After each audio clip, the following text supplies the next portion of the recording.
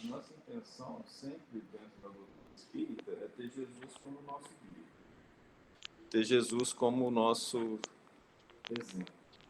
Mas para isso a gente ter Novo Testamento, à luz da doutrina espírita, não tem como se a gente não souber a base da doutrina. Então hoje a gente vai ler um pouquinho sobre a doutrina. A gente já sabe, a gente fez a doutrina. Mas a gente sabe de forma sistematizada. A gente não pode levar a sério a terceira revelação se a gente não souber alguns detalhes da terceira revelação. E a terceira revelação tem os trabalhadores da última hora, que não tem responsabilidade social. Né? A gente vai atrás disso. Eu estou de costas para mim já, eu vou ficar de costas para vocês. Tá? Sejam todos bem-vindos, online e presencial. Nós vamos começar o nosso estudo fazendo uma oração, depois a gente se apresenta melhor, tá bom?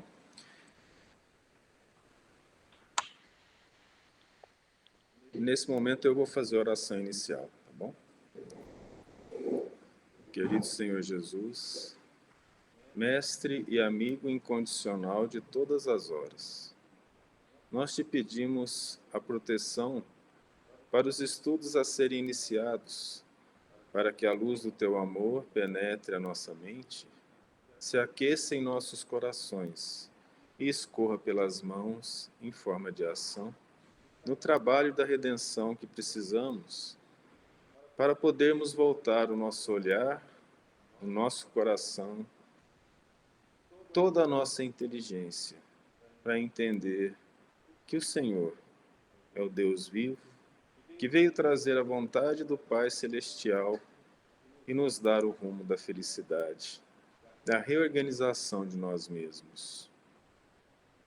Te pedimos força para nos mantermos no trabalho correto do bem. E te agradecemos todas as dádivas, das quais uma das maiores é podermos entender um pouco dos teus ensinamentos, pois entendido e atendido para nós é a vida, e seremos merecedores um dia de sermos chamados filhos do Pai Celestial pelo caminho que nos ensinastes. O Senhor, que é o caminho, a verdade e a vida, nos guie sempre. Em teu nome, e como trabalhadores da verdade, sejamos humildes e simples em cumprindo os teus ensinamentos. Muito obrigado, Senhor.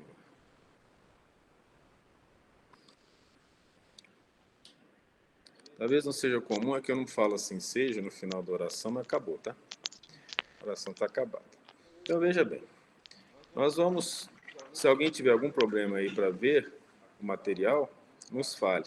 Esse material está com vocês aí,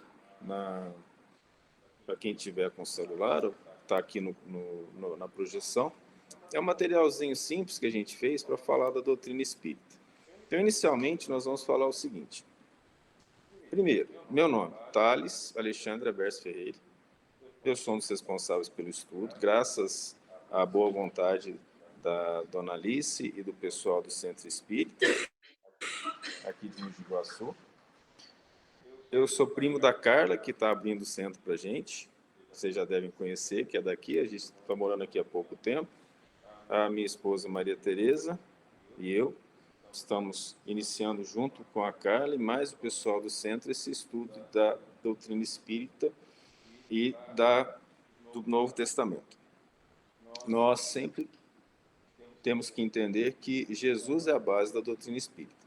E nós vamos fazer uma pequena revisãozinha hoje, porque nós vamos começar o Novo Testamento não a partir de Mateus, mas a partir de João. É o último dos 4 livros do Novo Testamento, que é formado por 5 livros. Nós temos 5 livros de Moisés. Lá no capítulo 1 do Evangelho segundo o Espiritismo, primeira revelação, Moisés, 5 livros, começa com a Gênesis. Depois nós temos a escolha da Igreja Católica por 5 livros, 4 evangelhos mais o Apocalipse. E não sabemos até que ponto foi a escolha do Allan Kardec, 5 livros da terceira revelação. Começa com o Livro dos Espíritos, em 18 de abril de 1857, e termina com a Gênesis, que foi o primeiro da primeira revelação. Olha que interessante isso. Então, nós fechamos 5 livros em cada revelação. O Novo Testamento é a nossa Bíblia, porque Bíblia mesmo significa Torá, são 5 livros. Os 5 livros de Moisés. Depois ela foi sendo acrescentada pelos profetas, e esse é o Velho Testamento. A partir de Jesus vem o Novo Testamento, ou a Boa Nova. Então, a Igreja Católica escolheu esses 4 livros. São vários evangelhos. Nenhum deles foi escrito enquanto Jesus estava vivo. Eles foram escritos depois. Destes, Mateus e João, Marcos, mesmo discípulos do Cristo, escreveram depois da morte do Cristo. E Lucas foi contratado, ao que parece, para fazer um levantamento da vida de Jesus. Ele era médico e poeta. E ele pegou a maior parte dos estudos sobre a vida de Jesus, entrevistando Maria, mãe de Jesus, e também os seus irmãos. E é esse evangelho que nós vamos estudar. E ele é um evangelho cheio de informações de alta relevância e que somente a chave dada pelas noções de reencarnação podem nos explicar, juntamente com os livros do Emmanuel, o sentido mais profundo desse evangelho. Então, nós vamos encontrar em João quase que uma doutrina espírita, as bases da doutrina espírita. Só que dificilmente de ser entendido se nós não tivéssemos a revelação de Emmanuel no livro A Caminho da Luz, sobre a missão do Cristo e sobre a reencarnação. A doutrina espírita, lá no capítulo 14 de João, vai ser relembrada como Consolador prometido. Eu pedirei ao Pai e vos enviarei um outro Consolador que estará convosco por toda a eternidade. Ele fala lá no capítulo 14. Tomé fala, mostra-nos o Pai, o que nos basta, fala para o Cristo. Ele fala, não vê que estou no Pai, o Pai está em mim? Reconheceis pelo menos pelas mesmas obras, disse Jesus para Tomé. E para Filipe, que estava conversando com ele. E ele vai falar que vai mandar outro Consolador. No capítulo 1 do Evangelho segundo o Espiritismo, depois da introdução, nós temos lá o Kardec explicando a missão de Moisés, a missão do Cristo, a missão da doutrina espírita e a associação da doutrina espírita com a ciência. Ali você pode buscar, dar uma lida, vai ser bom para entender o significado dessa doutrina. O Kardec, então, lá ele avisa que a doutrina espírita é a terceira revelação. Ela é a revelação de Deus, vindo no momento certo, em que a ciência amadureceu, para que a ciência desse condições de chegar até Deus. Ele então diz, nas palavras de Kardec, que a ciência e a religião são obras de Deus. Então Deus não pode colocar uma contra a outra. É que uma vendo do ponto de vista dela e a outra do ponto de vista da outra não se encontraram. E que a doutrina espírita veio para juntar os dois. Ambos levam a Deus. Cá entre nós a religião é um pouco mais rápido, né? Com mais fé, acreditamos. Muito bem. Daí, vamos dar uma revisadinha na doutrina para a gente começar lá o Evangelho de João. Antes de começar o Evangelho de João, mas não vai começar nunca? Vai. Nós vamos lembrar um pouco de Jesus, da missão dele, quem ele era. E aí nós vamos entender o primeiro capítulo. O Cristo é chamado de Verbo por João. Aí nós vamos colocar aqui na tela, vamos colocar o compartilhamento e vamos começar o estudo do Evangelho de João. E ele começa a falar que o Verbo se fez carne. O Verbo habitava entre as águas. Nós vamos lá no Gênesis e lá fala assim, o Verbo de Deus habitava e passava sobre as águas. Então vai ser dada ao Cristo a missão e a tarefa de ter sido o Criador da Terra. Isso vai ficar muito claro lá no primeiro capítulo, mas somente com as informações que a doutrina espírita trouxe. Então vamos iniciar aqui, se ninguém quiser falar nada, se alguém quiser falar, é só levantar a mão aí, ou já entrar direto no microfone e aqui, tudo em paz? Tudo tranquilo. Precisando de alguma coisa, vocês falam. Eu não vou ver, mas a Maria vê, né, bem? Acho que sim. Ver. Conceitos básicos sobre o Espiritismo para o estudo do Novo Testamento. Então, a primeira coisa para o Espírito. Não adianta ter conhecimento. Mas não sei o que estou falando, não. Foi Paulo, lá no capítulo 13 de Coríntios. Mesmo que eu falasse a língua dos homens e dos anjos e tivesse o dom de profecia e não tivesse caridade, eu nada seria. Então, aqui fora da caridade não há salvação. Kardec era um exímio entendedor da Bíblia. Fora da caridade não há salvação. Ou seja, nós realmente estaremos ligados ao Cristo, aprendendo sobre o Cristo, quando nós entendermos que é no sacrifício diário, em fazendo bem ao próximo, é que nós colocaremos dentro de nós, acenderemos em nosso coração, fora da caridade não há salvação. É preciso sacrifício. Agora, vocês vão me conhecendo aos poucos, eu sou um pouco irônico, sabe? Talvez muito irônico. Dizer eu te amo sem sacrificar não é verdade, é hipocrisia.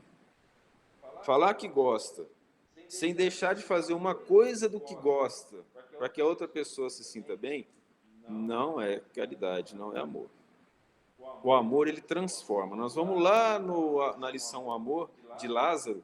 Lázaro, o amigo do Cristo, que ele fala, o amor é o sol interior que reúne e condensa em seu foco ardente todas as aspirações e revelações sobre-humanas. Então, veja que situação. Ser alguém que ama é quase se tornar sobre-humano. Ou seja, sair da condição de humanidade e se entregar. Quem fez isso no maior exemplo foi aquele que carregou a cruz sem ter feito mal a ninguém. Aliás, o Cristo, ele fez milagre, curou, ensinou o bem, só fez o bem, não roubou de ninguém, era pobre e foi crucificado. Ali nós temos o mais alto teor de exemplo de bem e sacrifício feito pela humanidade. Kardec, missionário do Cristo, considerado pelos Espíritos como um dos mais nobres missionários e discípulos de Cristo, diz, fora da caridade não há salvação, é o lema da doutrina espírita. E ele que nasceu em 1804 e faleceu em 1869. Um ano depois do último livro, né, da Gênesis. E ele escreve, então, lá no capítulo 1 do Evangelho segundo o Espiritismo, no item 5, o Espiritismo é a nova ciência que vem revelar aos homens, por meio de provas irrecusáveis, a existência e a natureza do mundo espiritual e suas relações com o mundo material. Kardec, ele era cientista. Eu vou mandar no grupo nosso um texto maior que esse, que conta um resumo da biografia do Kardec. Pode ser? Tudo bem? Para quem quiser ler. E lá vocês vão ver que ele escreveu mais de 20 livros. De astronomia, de fisiologia, de matemática, de literatura. E ele era muito conhecido na França. Ele lecionou na Universidade da França. E depois, ele sendo cientista e tendo essa experiência, ele também era um ser devotado ao bem e aos estudos da Bíblia. O que ele faz? Ele vem, junto o conhecimento dele, junto a ciência dele, e conclui. A doutrina espírita é uma nova ciência, que veio por meio de provas irrecusáveis. O que é prova irrecusável? Falar assim, lá na pergunta número 1, né, do Livro dos Espíritos. Quem é Deus? Resposta. Inteligência suprema, causa primeira de todas as coisas. Isso é ciência? Não é. Isso é filosofia. Então, por que ele falou que é prova irrecusável? Aí é quando você vê um espírito materializado. E ele depois desaparece. É quando o médium, semi-analfabeto, declama poesias incapazes de que o cérebro dele, na experiência que ele teve de vida, possa fazer. É quando um indivíduo que tem a 4ª série, como Chico Xavier, escreve 431 livros, de todas as áreas do conhecimento, desde a poesia até a parte científica. Aí você fala assim, mas isso não é ciência, a ciência já aceitou isso? Se quiser, eu também mando para vocês 5 artigos de um ateu sueco que publicou em revistas especializadas, que buscou coisas inexplicáveis.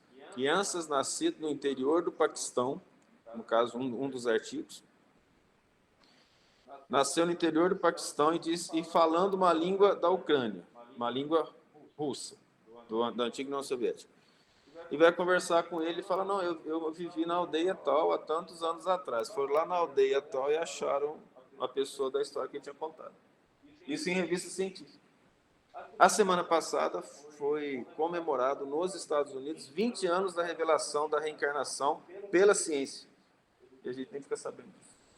Então, são situações que a ciência realmente demonstrou. Existe reencarnação? Alguns fenômenos que acontecem com algumas pessoas somente é explicado pela reencarnação. Entendeu? Então, ele tinha razão e ele falou isso aqui, ó, Evangelho segundo o Espiritismo, em 1861. Foi escrito isso. E hoje nós temos, a partir do século XXI, essas publicações, até antes, mostrando isso. Um colega lá de Palmas, engenheiro, me mandou um WhatsApp uma hora falando assim, eu não vou ser mais espírita não, porque o espiritismo diz que é ciência, mas a reencarnação não foi comprovada. Não seja por isso. Mandei os 5 artigos para ele. Pois ele nunca mais falou comigo. Não sei se a questão era outra, entende? Mas eu mandei. Aí, se o que ele fez depois, ele nunca mais me contou. Tudo bem, está em inglês, mas está lá demonstrado, o indivíduo é ateu, gente. Ele falou, não tem outra explicação que não seja acreditar que a alma desse indivíduo viveu na outra aldeia. Entende? Isso ele não era espírita, nada. É um indivíduo tão frio quanto o clima de onde ele vive. Aí ele vai e fala, a existência e a natureza do mundo espiritual. Ou vocês já sentiram durante uma oração, o coração assim se aquecer com um sentimento que parece que não tem nada parecido aqui na Terra? Todo mundo já sentiu isso, não foi? Quem não sente isso? Eu comecei a chorar e senti calor nas minhas mãos. Jesus, olha que coisa que a matéria pode explicar isso. Então, nós não podemos falar da relação entre o mundo espiritual e o mundo material, vocês entendem? A gente sente isso. Se isso aí não tiver valor para a gente, o que vai fazer? Então, não importa se você é cientista ou não. Isso aí fala muito mais alto do que qualquer artigo científico escrito. Vocês concordam? Ou quando você olha para uma pessoa... Eu sou professor universitário e faço ciência já tem um tempo. E um dos colegas meus, ex-ateu, ele tem uma alta produção científica, né? Encontrei com ele em Brasília, a gente tem colaboração em pesquisa, e ele falou assim, Thales, você podia rezar para a gente. Eu rezo por quê? Não, porque eu não sei o que aconteceu, a minha esposa está grávida, teve complicação na gravidez, e o amor que eu sinto para esse ser que eu não conhecia é inexplicável para mim, então Deus só pode existir. Entenderam a questão? Ele não largou a mão direita assim de ser ateu, não. Mas o indivíduo, numa situação dessa, pedir uma oração, vocês entendem o significado disso? É porque mexeu com a alma, com o sentimento, mexeu com algo que é acima da matéria. Então, vocês vejam que essa frase que o Kardec coloca lá, para nós espíritas, ela tem um significado muito profundo. Só que a gente espírita está sabendo valorizar isso? Então, nós acreditamos que, voltando para o próprio Cristo, entendendo a vida do Cristo, a gente pode se dizer cristão. Vocês entendem o que eu estou falando? Que é mais ou menos assim, ó. A gente conversa com os outros. Vocês são cristãos? Eu perguntava na sala de aula. Todo mundo sou. E vocês sabem quem que era o Cristo? Ah, o Filho de Deus. E a história dele? E quem leu a Bíblia? Só os evangelhos levantavam.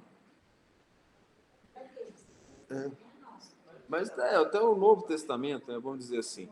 Aí mas a vida de Jesus está boa ali, né? Bom para nós. Mas deixa eles quietos lá. Deixa eles lá com isso. Nós vamos aqui no nosso rumo. Vamos seguir Jesus. Ouvindo e lendo a história de Jesus. Presta atenção nisso. Não é possível que aquele homem não vai mexer com a gente. No momento que ele mexe conosco, eu posso dizer, eu sou cristão porque eu sei o que o Cristo quer. A maioria não sabia o que o Cristo queria, fez ser cristão por quê? Meu pai foi genético? Ser cristão é genético? Se for genético, ateu não existiria, não é? Vocês entendem a questão? O que é ser cristão? Então eu tenho que ser, no mínimo, coerente. Tem doutrina espírita sem ser cristão? Não. Doutrina espírita é baseada no Cristo. Sem Cristo não tinha doutrina espírita. Logo, eu vou atrás do Cristo. Aonde que eu vou encontrar o Cristo? No Novo Testamento. Certo? Nos evangelhos considerados pela igreja corretos, porque tem os apócrifos, né? Nós não vamos atrás deles, não. Depois que a gente desencarnar, a gente vai. Pouca gente conhece essa parte do livro Missionários da Luz, que o Emmanuel escreveu. E isso aqui nos chama muita atenção para a gente entender o que é realmente ser espírita. Veja que a profundidade dessa parte, dessa introdução, porque eu peguei só uma parte, é o comecinho dela, nos chama a atenção para o espírita que nós devemos ser. Ele fala, enquanto a história relaciona a intervenção de fadas, referindo-se aos gênios tutelares, aos palácios ocultos e às maravilhas da floresta desconhecida, as crianças escutam atentas, estampando alegria e interesse no semblante feliz. Quando estou contando historinha para as crianças, nós temos que olhar dentro da gente e verificar se a doutrina espírita não são essas historinhas. Porque é legal falar de outra vida. O espírita é esquizofrênico ou é doido? Porque a gente fala do nosso lar, alguém já viu? E alguém pergunta onde é que está, a gente já fala, em cima do Rio de Janeiro. E quem mora lá? O André Luiz, meu amigo. Está reencarnando aqui, ó, já conheço. Assim. O mundo espiritual para o espírito não é realidade, gente? Para nós é realidade. Para quem mais é realidade? Para o esquizofrênico. Entenderam a questão? Então, essas histórias, elas nos enchem de fábulas, de alegria. Mas aí vamos ver o que o Emmanuel está falando sobre isso. Todavia, quando o narrador modifica a palavra, eu acho que ele está se defendendo das pancadas que ele dá na gente nos livros, entendeu? Fixando-a nas realidades educativas, fora da caridade, nossa salvação, retrai-se a mente infantil contrafeita, cansada. Vai parar de contar a historinha? Não compreende a promessa da vida futura com seus trabalhos e responsabilidades. Eu trabalho e meu pai trabalha até hoje, Jesus fala isso. Os corações ainda tenros amam o sonho, aguardam heroísmo fácil, estimam o menor esforço, não entendem de pronto o labor divino da perfeição eterna. E por isso afastam-se do ensinamento real, admirados e espantadiços. É hora da gente vestir assim a carapuça. Não é que vai servir, não. Mas se ela não servir, ótimo. Está resolvido. Mas se ela serviu um pouquinho, eu já tenho que resolver, porque assim é ser espírita. O que é o espiritismo para mim? É algo que me conta um tanto de história fantástica. Eu leio os livros do André Luiz como um romance ou como uma fonte de ensinamento?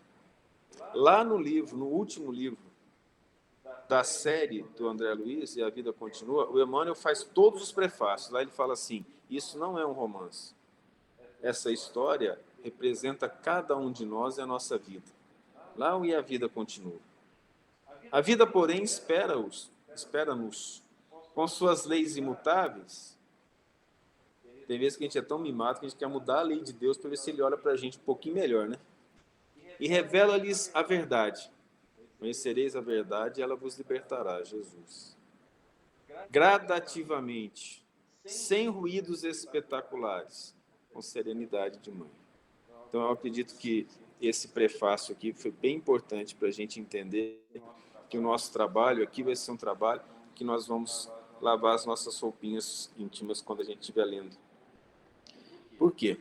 Nós vamos lavar as nossas roupas íntimas. Quando eu falo roupa íntima, é aquela roupa que nós vestimos, é aquela toga viril que o Emmanuel fala, que nós devemos vestir e ir trocando para sermos cada vez melhores. Então, a doutrina espírita nos traz muita informação boa, e eu falo isso de mim mesmo. Quando eu era menino, eu sou espírita desde os 8 anos, quando eu tinha uns 11 anos, meus colegas da sala ficavam pedindo para eu contar a história de espírito para eles, eu contava os romances. Aí eu contava Paulo Estevam, contava as coisas, tudo, pegava os pedacinhos, ficava tudo ouvindo assim, maravilhado. É isso. Vocês acham que naquela idade eu tinha noção para saber o que era o menor esforço? Tinha não. Foi aprendendo. Pancada a vida, né? Vai levando a vida. Parece que a gente vai ficando mais bobo quando o tempo passa, já percebeu? A gente acha esperto quando é adolescente, né? E quando fica mais velho, a gente vai embobecendo, vai. Depois casa, né? Desculpa aí, eu não devia ter falado isso. Meu Deus, foi uma obsessão. Foi uma obsessão. Mas eu não ia perder a piada, não. Sinto muito. Não ia ter condições de deixar passar essa. E vocês foram direitinho, né? Foi embobecendo, casando. Foi subindo. Na verdade, é o contrário. Eu citei isso no livro Vida e Sexo do Emmanuel. Ele fala da responsabilidade que é o casamento, que é uma instituição de trabalho para o Cristo. Olha só, eu falei isso. É bobagem mesmo. Pensar. Olha só, você vai casar e vai ter filho, você está montando uma instituição de trabalho para Jesus. Qualquer um faz, só espírito, não qualquer um. Mas a maioria não faz, aí é problema de quem não faz. Nós agora estamos sabendo o que é. Vocês compreendem a questão? Se vocês entendem o que é a doutrina espírita para nós, ela tem que encher o nosso coração de tal maneira que a gente sai do centro, a gente vive cada dia levando a doutrina espírita pelo sorriso, pelo abraço, pela palavra, para todo mundo em nome de Jesus. Nós somos os representantes do Cristo. São os trabalhadores da última hora, é o que nós somos. Então, para isso, nós precisamos estudar um pouquinho, entender um pouquinho. Olha o que o nosso querido Emmanuel nos fala em relação a isso. Olha, não vamos transformar os conhecimentos espíritas em conto de fadas. Entendemos isso? Se a gente entendeu isso, a gente já começa a trabalhar melhor. Não importa se amanhã eu vou encontrar com alguém que eu não gosto. Gente, nós fomos feitos para ser anjos. Que doutrina que diz assim, não importa as bobagens que você faz na vida, você vai ser anjo. A questão é, quanto tempo você quer para ser? O Consolador prometido não traz esperança? Quer esperança maior que essa? Deus não criou ninguém diferente. Todos serão anjos um dia. Imagina que coisa linda. Vamos pensar na profundidade disso. Então a gente vai olhar para o nosso irmão, ele está aprontando com a gente não gosta dele, ele vai ser anjo igual a gente, um dia nós vamos estar lá. Eu espero que não seja o céu católico com as harpinhas e as asinhas.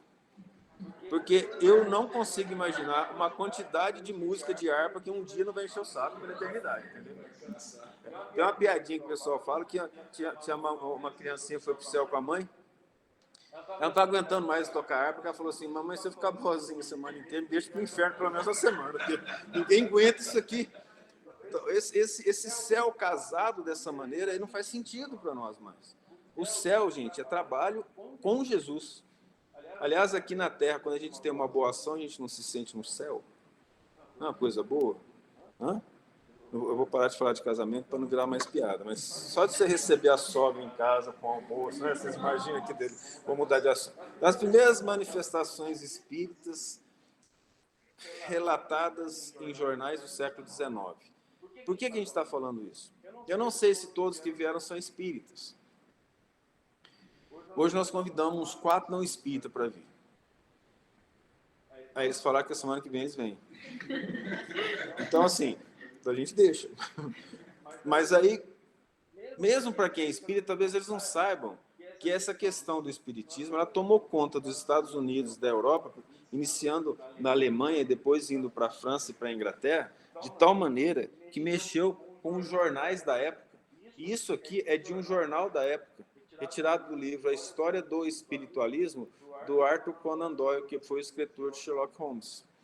Infelizmente, ele foi traduzido pela FEB, inicialmente, como História do Espiritismo, um erro muito grave, porque hoje ele foi retraduzido como História do Espiritualismo. E aí, aqui ele começa a pegar, através de jornais dos Estados Unidos, e vem a história, no caso, Hydesville, de 1848, em que uma família começa a ouvir barulhos na casa. E aí nós não vamos ler isso, eu vou contar a história. Eles começam a ouvir barulhos na casa. E são lá as crianças e um casal. E todos eles são protestantes. E começaram a ficar com tanto medo do barulho que tinha lá na casa, que foram todos para o quarto dos pais, e as crianças lá na cama, até que a mais nova resolve falar assim, pé rachado, se és tudo é 2 pancadas. Alguma coisa assim, ou uma pancada. Depois a gente vê aí. Pé rachado por quê? Qual que é o desenho do capeta? Pé de cabo, chifre. Bonito eles não desenharam o homem, não é mesmo? Só na TV, né? Aquele cara é bonitão, vocês viram lá? O rapaz lá, o cara é bonitão aqui lá, viu? Falei, nossa, que capetão, hein? Pô, aquilo aqui é tentação. O que é aquilo? Você não vai assistir aquele negócio, não. Nossa, uma situação grave, não é? Tô vendo que assistiu, olha lá. Você viu que situação? Ela ficou até vermelha. O capeta só é bonito hoje em dia em Hollywood. O pessoal não pintou o capeta bonito, não. Aí pintaram com o pé rachado, se és tu. Aí o espírito, né? O capetão anda lá e bate 2 vezes. Estava usando, hoje nós sabemos, a mediunidade das crianças. E no que aquilo acontece, a história se desenvolve E ela com certeza fala assim, olha aqui, ó, perguntei, é um espírito? Se for, de 2 batidas. 2 batidas foram ouvidas assim que fiz o pedido. Então eu disse, se foi um espírito assassinado, de 2 batidas. Essas foram dadas instantaneamente, produzindo um tremor na casa. Se vocês não conhecem essa história, vocês vão ler aqui depois. Não compensa a gente ler agora em termos didáticos, vocês concordam? A gente não vai ler isso. Então, eram 3 filhos, 5 filhos, o que é isso? Realmente não tinha TV, né? 1848, 5, né? Aí ele vai contar a história que esse aí, ó, era um espírito de um português, caixeiro viajante, que foi morto por aquela família, e ele estava enterrado lá no fundo. E não conseguiram achar. Depois, quando choveu muito, teve uma erosão e aí encontraram o esqueleto do homem. Né? Estava escrito lá, era um português, né? Estava escrito lá na medalhinha, campeão mundial de esconde-esconde. Mas era brincadeira. Então, veja bem que situação interessante. Essa situação, no geral, da história de Hydesville, ela inicia um processo que mexeu com os Estados Unidos inteiro, sobre a existência do mundo espiritual. Pastores, padres começaram a falar disso. Mas a situação foi para a Europa e começou principalmente na Alemanha. Existe um livro chamado As Mesas Girantes, de Zeus Van Tuyl. Lá ele conta todas essas historinhas. Ele vai falar desde a Alemanha, quando começou, onde começou, com quem começou, depois vai para a Inglaterra. No livro, a história do espiritualismo do Arthur Conan Doyle, ele separa espiritismo na Inglaterra, espiritismo em tal lugar. Na França, ele quase não cita o Kardec. Tudo bem. Ele colocou a ideia dele sobre o espiritualismo da época. Mas ele era contra o Kardec, porque ele não estudou igual o Kardec. Ele é mais famoso na mídia do que o Kardec. Mas ele achava, por exemplo, que o médium tinha que ser funcionário público. Porque a importância dele era tão grande para a humanidade que o governo tinha que pagar para os médiums trazer as informações do mundo espiritual. Mas eles não acreditavam em reencarnação, no espiritualismo da Grã-Bretanha, porque eles achavam que já estavam evoluídos o suficiente, não precisavam reencarnar mais. Se é que vocês entenderam a questão. Entendeu? Então, realmente, quem pegou essas informações e fez a doutrina espírita foi o Allan Kardec. Aí sim nós devemos ao Kardec essa organização fantástica, fabulosa, que nós podemos receber hoje. Né? Uma breve história do espiritismo, essa aqui eu acho que compensa lermos. No século XIX, um fenômeno agitou a Europa. As mesas girantes. Você sabe por que era mesa girante? Umas mesas grandes, madeira, não é igual essa aqui. Ó. Essa aqui é fácil, aqui qualquer um levita, né? Bota aqui. Botava a mão aqui e as mesas giravam, se movimentavam, chegava a bater na parede, algumas quebravam. Nos salões elegantes, após os saraus, as mesas eram alvo de curiosidade de extensas reportagens, pois moviam-se, erguiam-se no ar e respondiam a questões mediante batidas no chão, tipologia. Gente, por que na Europa? Porque lá era rico. Não, porque no inverno eles não tinham o que fazer. Ia jogar futebol de salão? Nem tinha futebol de salão. Você imagina lá, 2 graus, os caras correndo atrás de uma bola. Não tem jeito. Para onde que eles iam? Um salão fechado, com mesa, calafetado. Vocês entendem a questão? Aí lá, onde que eles se reuniam? Em volta de uma mesa. Entenderam a questão? Se fosse aqui no Brasil, ia ter trave voando, rede de futebol, essas coisas. Mas não tem jeito. Se os espíritos, ia aguentar o calor, né? Desses dias. Mas aqui nosso inverno é muito pouco rigoroso. Lá, então, eles se uniam em volta dessas mesas. O fenômeno chamou a atenção de um pesquisador sério, discípulo do cérebro Johann Pestalozzi, sueco. Hippolyte Léon Denisard Rivail, esse é o nome do Allan Kardec. Depois, com o passar do tempo, a gente faz a análise desse nome. Tá? Pestalozzi criou uma escola muito famosa de pedagogia. E o Kardec era não só o melhor aluno, com 19 anos, Pestalozzi viajava e deixava a direção do instituto com alunos de 19 anos de idade. Ele começou os estudos lá com 14.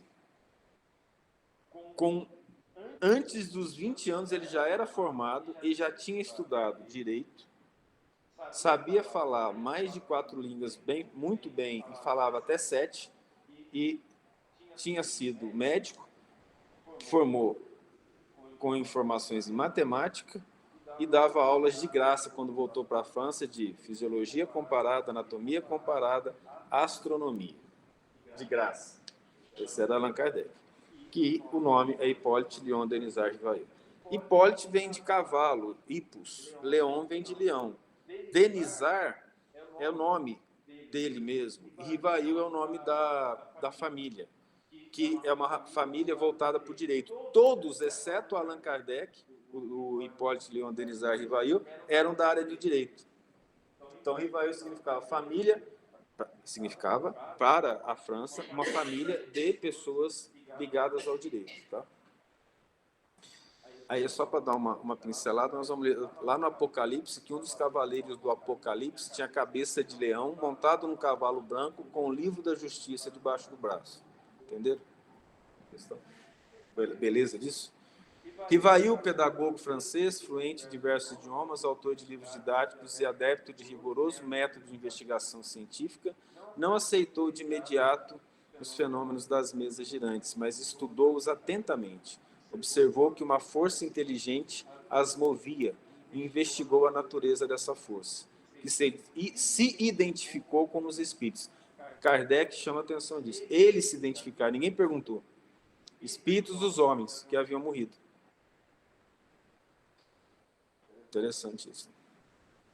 Aqui no Brasil, isso aqui foi desenvolvido como aquelas histórias que os tios da gente contavam nas roças à noite, quando a luz acabava, só tinha luz de vela, e as crianças conseguiam dormir, né? E eu via as correntes arrastadas, né? Depois também a gente fala sobre isso. Rivail fez centenas de perguntas aos espíritos, analisou as respostas, comparou-as e codificou-as. Tudo submetendo ao crivo da razão, não aceitando e não divulgando nada que não passasse por esse crivo. Assim nasceu o Livro dos Espíritos. O professor Rivail imortalizou-se adotando o pseudônimo de Allan Kardec. A doutrina codificada por ele tem caráter científico, religioso e filosófico. Caráter científico. No momento que nós falamos que nós acreditamos nos espíritos, não é ciência. Isso é a nossa filosofia e nossa religião. No momento que nós conseguimos provar que os espíritos existem fora da matéria, passa a ser ciência. Nós tivemos essa comprovação através de manifestações físicas, sim. Ela é aceita pela comunidade científica? Não. Estou nem aí para isso. Entendeu a questão? Eu não preciso da ciência para eu me tornar espírita. Eu não preciso disso. A minha profissão é cientista. E se eu fosse pegar a ciência como base da minha vida, eu ia ser muito infeliz. O que me traz alegria é a religião, é a filosofia. A ciência ajuda um pouco. Isso aqui, ó, não ia fazer diferença na vida. Pensa bem. Já viu alguém... Você é feliz porque eu sou cientista? Não. Já viu um trem desse?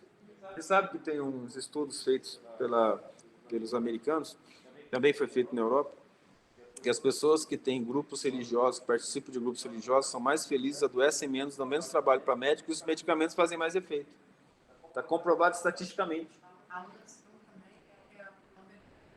Sem dúvida. Inclusive, tem estudos sobre isso no próprio Estados Unidos, mostrando que a oração ajuda as pessoas a sararem, a curarem. E o Cristo já tinha mostrado isso. Essa proposta de aliança da ciência com a religião está expressa em uma das máximas de Kardec no livro A Gênese. O espiritismo, marchando com o progresso, jamais será ultrapassado, porque se novas descobertas demonstrassem estar em erro sobre um certo ponto, ele se modificaria sobre esse ponto. Se uma nova verdade se revelar, ele a aceitará. Então, ser espírita também é conhecer um pouco de ciência, não é? Precisa ser cientista? Não. E religião? Ótimo, vamos estudar o Cristo. E filosofia? Não precisa ser filósofo para ser espírita. Mas um pouquinho de cada coisa eu vou aprender. Aí eles costumavam dizer, não sei se ainda dizem, que no Brasil os espíritas são os espíritas fazem parte da religião com maior quantidade de pessoas com curso superior. Ouviu falar disso? Aí eu não sei se é porque a pessoa se torna espírita e tem vontade de estudar, ou o contrário, eu acho que é o primeiro. Porque a gente começa a ler esse negócio, quer aprender tudo, né? Você começa a ler as coisas, você quer aprender. Aí você vai buscando, você vai atrás. Então, isso nos faz crescer, nos faz querer buscar as coisas. Esse aqui, então, é um resuminho do que o Kardec fez. Está muito longe de algo detalhado. Então, eu não sei se estou conseguindo passar para vocês, eu acredito que sim, que o ideal de ser espírita requer alta responsabilidade. Se isso só está acontecendo, nós estamos no caminho certo. Eu sei que todos aí que já são espíritas sabem disso. Não custa relembrar, não é mesmo? Eu tenho que ficar relembrando para mim toda hora, senão eu esqueço. Alguns conceitos espíritas. Enquanto os espíritos sábios e benevolentes trazem a visão celeste, alargando o campo das esperanças humanas, todos os companheiros encarnados nos ouvem, estáticos venturosos. É a consolação sublime, o conforto desejado. Congregam-se os corações para receber as mensagens do céu, mas se os emissários do plano superior revelam alguns ângulos da vida espiritual, falando-lhes do trabalho, do esforço próprio, da responsabilidade pessoal, da luta edificante, do estudo necessário, do autoaperfeiçoamento, não ocultam a desagradável impressão. Então, eu não sei se vocês entendem dessa forma, a cada vez que eu fico lendo os livros, a cada puxão de orelha que eu recebo, nesse sentido, da gente jamais cair na ilusão e sempre ficar ligado à realidade do bem que devemos fazer.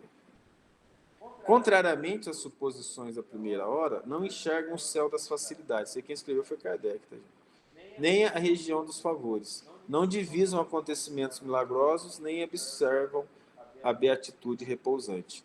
Ou seja, os desencarnados não têm, graças a Deus, aquele céu que a gente tinha falado. Falaram que não tem lá não, né?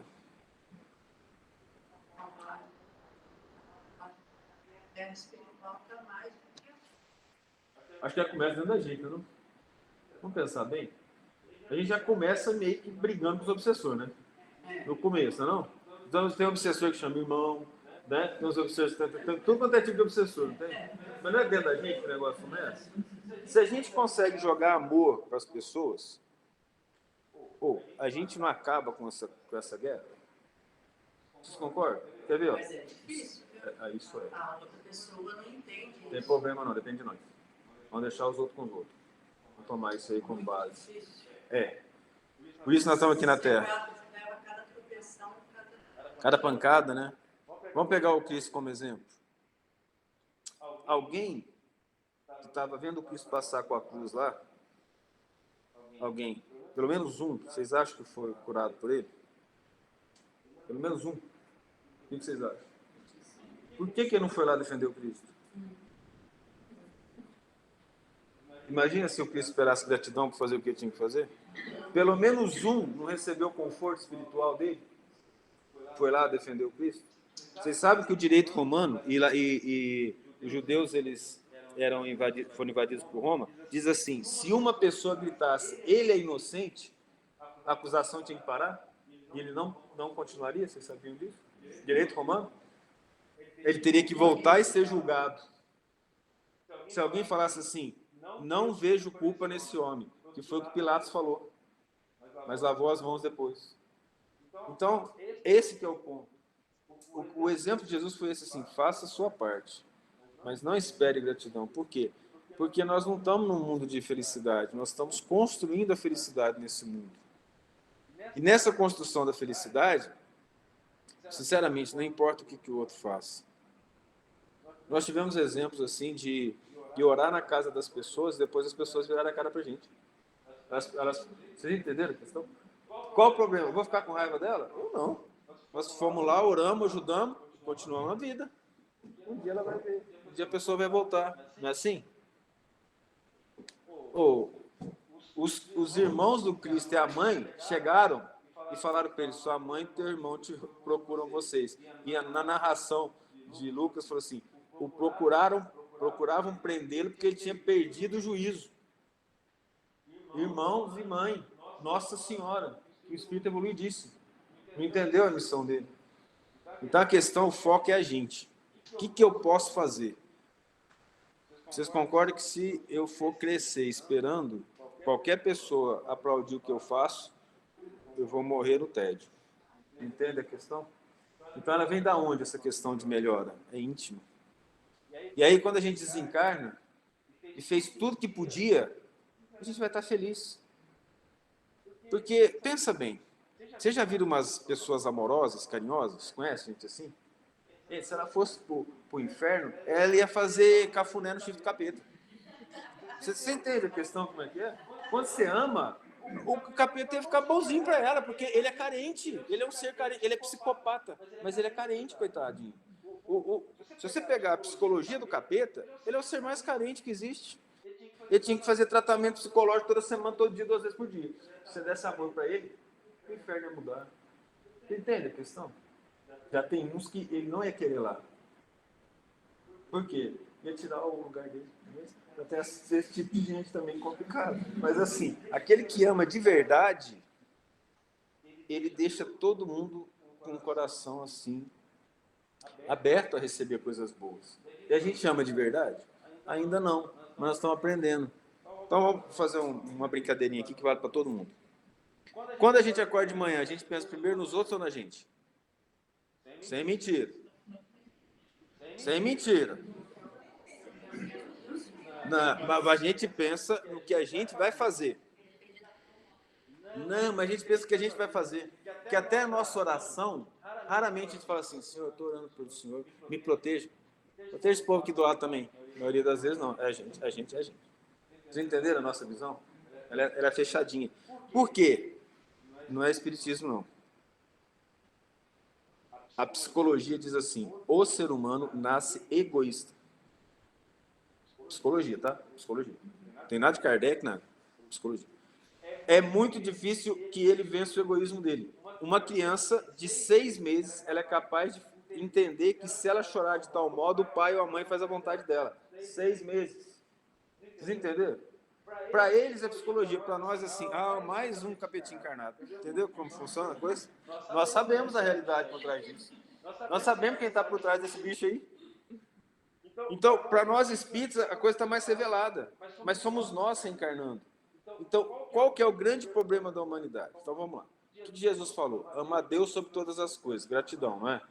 E ao próximo como a ti mesmo. Amor e sacrifício, não é assim? Qual que é o contrário disso? Egoísmo.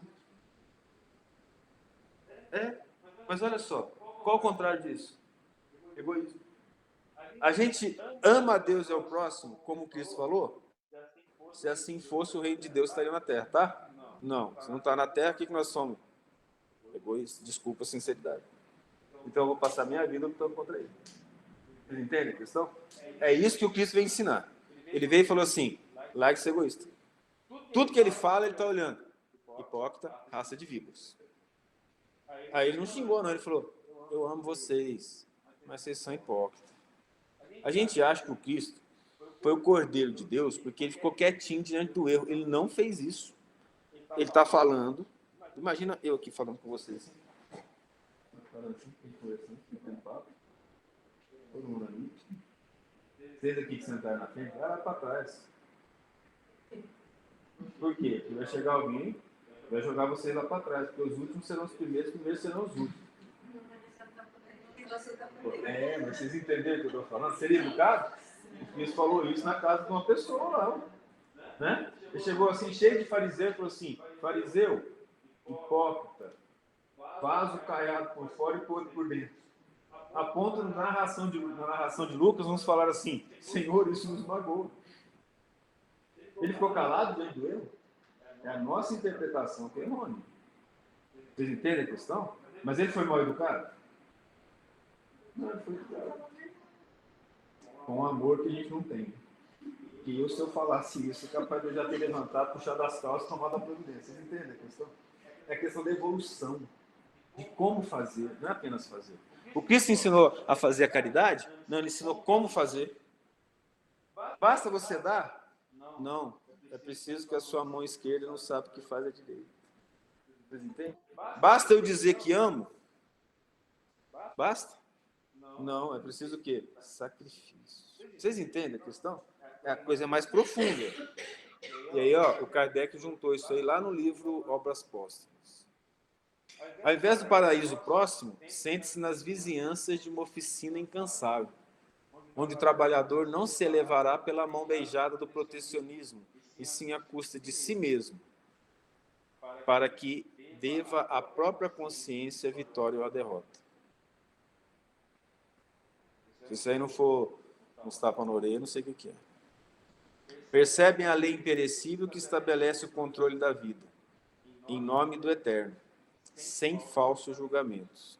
Compreendem que as praias de beleza divina e os palácios encantados da paz aguardam o espírito noutros continentes vibratórios do universo, reconhecendo, no entanto, que lhes compete suar e lutar, esforçar-se e aprimorar-se para alcançá-los, bracejando no imenso mar das experiências. Então a vida é bela por si mesma, vocês concordam? Dá para a gente ter uma vida aqui na Terra sem transtorno? Se eu fugir do transtorno, eu estou fugindo da possibilidade de suar e trabalhar para a minha melhora íntima, vocês entendem? O Cristo fugiu? Ele podia ter fugido. Vocês lembram disso? Na narração de João ele vai falar. Ele foi para a festa, escondido, chegou lá na festa, falou, quiseram pegar, apedrejar para matar e desapareceu. Não era a hora dele. Ele foi para Nazaré, falou, eu sou o Cristo. Você, filho do carpinteiro, cataram ele e queria jogar no penhasco. Foi, desceu, voltou e Lucas fala, não era a hora dele. Na hora que foi a hora dele, ele fugiu? Ele foi. E tanto doeu para aquele ser maravilhoso o que ele fez, ele falou, Pai, se possível, afasta de mim esse cálice. Ele chorou no Monte das Oliveiras, ele sabia o que ia acontecer. Algum dos apóstolos foi lá defender o Cristo? Na narração de Lucas, ele vai falar que ele mandou 70 para as aldeias falar. 12 eram apóstolos, 70 discípulos, ele tinha mais de 500. Não é possível que não tinha 10 para falar, esse homem é inocente. Vocês entendem a questão? Ali representava a gente em relação ao Cristo. A pergunta é, eu sou o mesmo de antes? Se o Cristo que sacrificou por mim e me ensinou a verdade, eu defenderia agora? É a pergunta que eu tenho que fazer. Eu faria isso? Eu tenho que fazer isso dentro de mim. Vocês concordam que se a gente não olhar para dentro da gente não vai saber quem a gente é, não é? Qual que é o melhor caminho para a gente poder crescer espiritualmente? Os Espíritos respondem, o sábio da antiguidade vos disse, conheça-te a ti mesmo. Como é que eu vou conhecer a mim mesmo se eu não olhar para mim? Se eu não souber quem eu sou? Então eu faço experiência. Eu estou lá, então, levando Jesus. E eu estou lá. Ele me ajudou. O que eu faço? Outra coisa, eu sou Pilatos. Se eu salvo Cristo, aquele povo vai me condenar também. Roma ia me chamar. Eu sei que ele está inocente, tanto é que eu lavo as mãos. O que eu faço? Eu lavo as mãos ou eu defendo Cristo? É um bom joguinho, vocês não acham? A gente colocar dentro da gente, para que lado que a gente está? Vocês entendem? Eu vou saber que lado que eu estou, concorda? Não fica triste não conta para ninguém, tá? Só deixa as coisas assim, lá dentro, assim, penetrando no nosso coração. Percebem a lei imperecível que estabelece o controle da vida em nome do Eterno. Estou repetindo de propósito. Percebem, depois que desencarna. O que impede a gente de perceber essa lei encarnada? Eu acho que é uma coisa chamada ilusão. A maioria espanta-se e tenta o recuo, voltar para o corpo. Está melhor, mais quentinho. Pretende um céu fácil depois da morte do corpo, que seja conquistado por meras afirmativas doutrinais. Ninguém, contudo, perturbará a lei divina. A verdade vencerá sempre e a vida eterna continuará ensinando, devagarinho, com paciência maternal. Concorda que o nosso querido Emmanuel pegou informações de Kardec? Olha aqui, ao espiritismo cristão cabe atualmente no mundo a grandiosa e sublime tarefa. Não basta definir-lhe as características veneráveis de consolador na humanidade. É preciso também revelar-lhe a feição de movimento libertador de consciências e corações. Quem é que vai levar isso para os corações? Eu estou aqui falando para vocês. Vocês acham que é mais fácil eu falar para vocês aqui de espiritismo?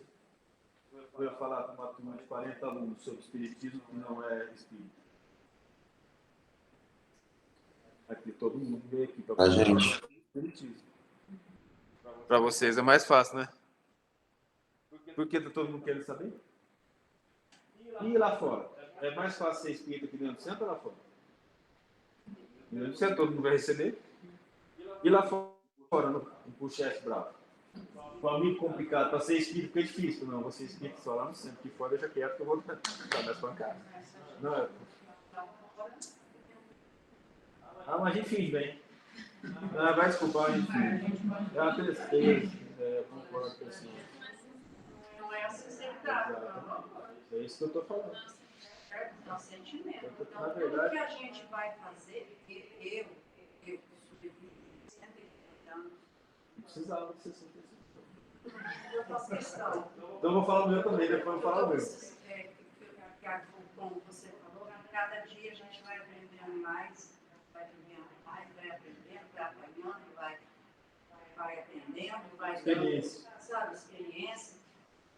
Então, eu falo, eu penso comigo. Eu não vou fazer para ela o que eu não quero para mim.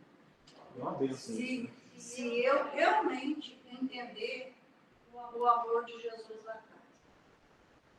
Você pegou direitinho o que eu falei. A gente, quando é espírita aqui na Lapão, a gente Então, jamais, se eu não quero para mim, eu não vou fazer para ela. E, igual você falou, não espere gratidão das pessoas. Jamais, principalmente de família. Certo? O problema é deles, são deles. Só que dói na gente, porque a gente sabe que lá na frente será cobrado.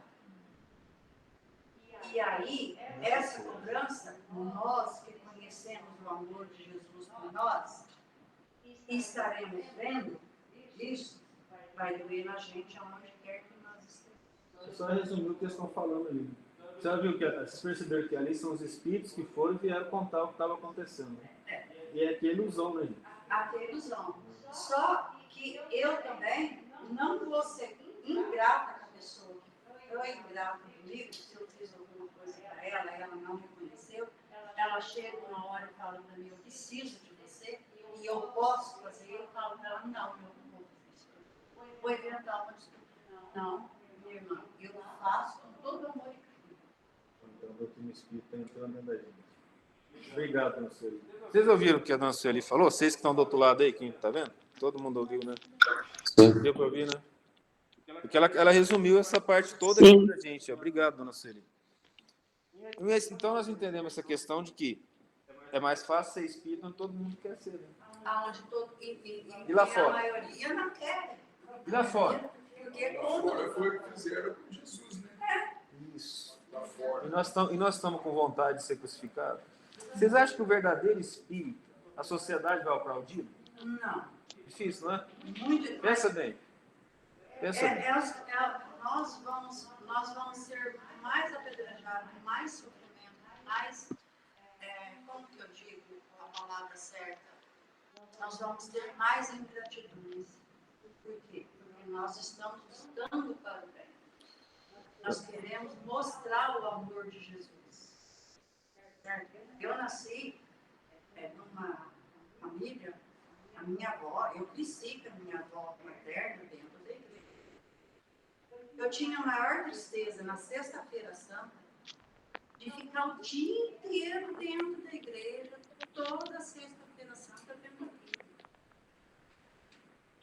Hoje, eu não vou, porque hoje eu tenho que celebrar o Cristo vivo dentro de mim. Ele ressuscitou. Mas só está meio médio, né? Porque só está introduzindo, olha lá. Não sei. Olha lá. A senhora está comentando aí, está ali, ó. Infinito campo de serviço aguarda a dedicação dos trabalhadores da verdade e do bem. Não é isso? Então, assim, todo mundo dá um pouquinho, né, dona Silvia? Não, eu tenho umas revelações. Não é possível que você falou isso tudo sem revelar as coisas. Não, Um pouquinho eu tem. recebi uma revelação ontem, eu não vi. E eu estava ouvindo uma palestra, uma pessoa estava recebendo uma entidade, e essa entidade disse para mim, eu recebi como se fosse para mim. Filha, uma pessoa que há muito tempo te ajudou, e por vários problemas da pandemia, por ser uma pessoa idosa, vocês têm amizade, mas ela precisa de você. E hoje eu fui nessa pessoa, realmente ela estava. Eu recebi aquilo como para mim. O que a gente recebe é pra gente. Para a gente terminar aqui, que nós já estamos passando do horário, isso que a senhora falou, a gente volta no item 7 próxima semana, pode ser? Sim. Você já ouviu falar do Divaldo, né? Sim. O Divaldo está lá, assim, um dia carente, falou assim, ô Joana, mais de 300 mensagens que você mandou, nenhuma é para mim? Ela falou, todas foram para você, serviram para os outros. Entenderam a profundidade da questão? Tudo que a gente recebe para a gente vem dos outros. Acabou? Fala, querida. Minha priminha, Maria Clara. Você falou que era guardado entre a gente o espiritismo, mas no começo você falou que era para expandir o espiritismo. Que a gente guarda, aquece no nosso coração e expande através das nossas vidas. E tem que aquecer aqui dentro. Entende? Isso é uma metáfora. Muito bom você perguntar.